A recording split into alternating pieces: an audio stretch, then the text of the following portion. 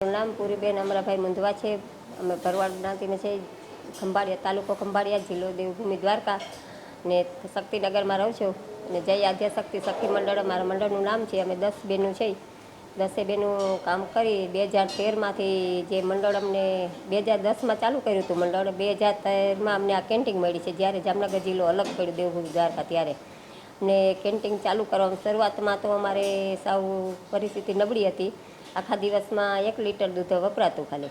અત્યાર સુધીમાં અમારે ચાલુ 14 વર્ષ થઈ ગયા કેન્ટીન ચાલુ છે એના માટે। અત્યારે અમારે 25 લીટર જેવું દૂધ વપરાય છે અને 10 બહેનો કામ કરે છે રેગ્યુલર 10 બહેનો। અને બધા બહેનોને 10-10 હજાર જેવું રેગ્યુલર આમ કે પગારને મળી જાય છે। અને 3 મંડળ અમારા બીજા ચાલુ છે।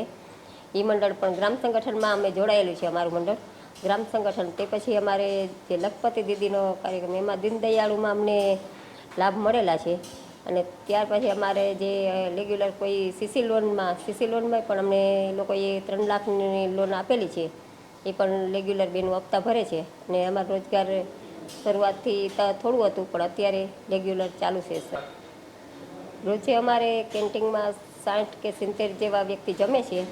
અને રોજે થાળીનો ભાવ 100 રૂપિયા છે અમારે। અને 5-6 હજારનો આવક છે કાયમી માટેની। અને એમાં અમારું જે કરિયાણું અમે લઈએ છીએ એ તેમાંથી લઈએ છીએ અને દૂધ બધી ખર્ચો અમે કેન્ટીનનો એ આવકમાંથીને જે બધો કાઢી છે।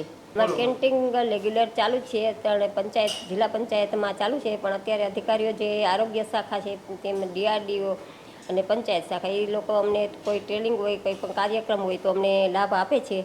અને રેગ્યુલર કેન્ટીન ચાલુ છે અમારે। અને અત્યારે અમને સરકારશ્રીનો અમે ખૂબ ખૂબ આભાર માની છે।